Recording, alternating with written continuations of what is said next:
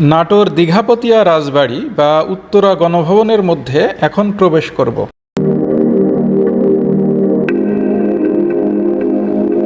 এই রাজবাড়িটির অন্যান্য স্থাপনা দেখা শেষে এখন একটি বিস্ময়কর স্থাপনা দেখব, আর সেটি হলো রাজাদের আমলের বৃদ্ধাশ্রম।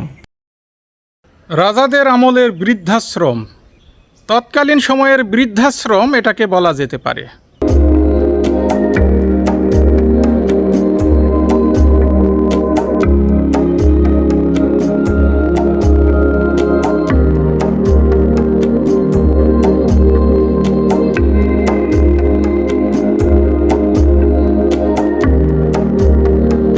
এই বৃদ্ধাশ্রমের ভেতরে প্রবেশ নিষেধ এবং এর প্রবেশদ্বার বন্ধ করে দেওয়া হয়েছে। তারপরও কিছুটা হলেও দেখার চেষ্টা করব।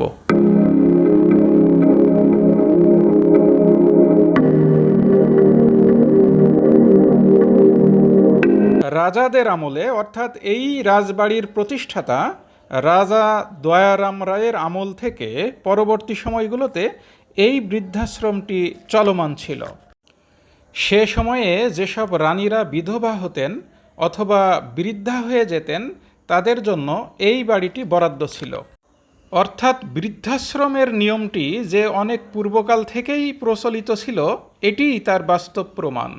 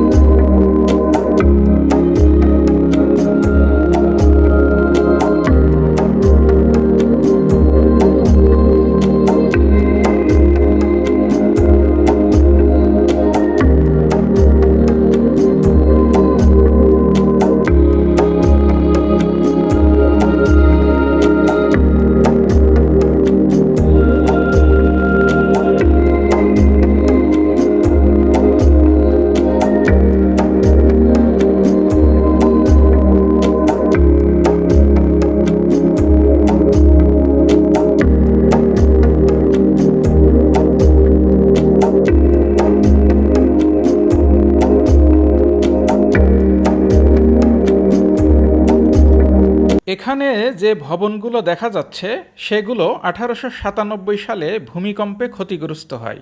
দীঘাপতিয়ার ষষ্ঠ রাজা 1873 থেকে 1925 সাল পর্যন্ত এই ভবনগুলোর সংস্কার করেন।